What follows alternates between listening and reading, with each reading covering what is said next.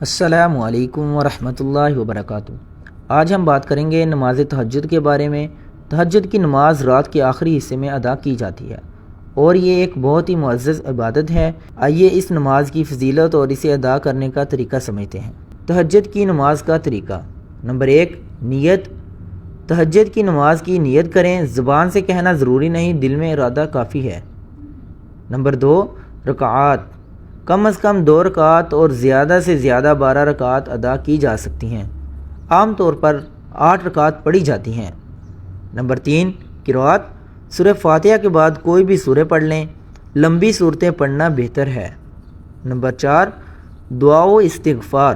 نماز کے بعد اللہ تعالیٰ سے دعا مانگیں، خاص طور پر استغفار کریں۔ دوستو، امید ہے آپ کو نماز تہجد کے بارے میں معلومات پسند آئی ہوں گی۔ اس عبادت کو اپنی زندگی میں شامل کر کے ہم اپنی روحانیت کو بڑھا سکتے ہیں۔ اللہ ہم سب کو اپنی عبادت میں استقامت عطا فرمائے۔ اللہ ہمیں اپنی رحمت اور فضل سے نوازے۔ اگر آپ کو یہ ویڈیو پسند آئی ہو تو لائک اور شیئر ضرور کریں اور ہمارے چینل کو سبسکرائب کرنا نہ بھولیں۔ جزاک اللہ خیرا، احسن الجزا۔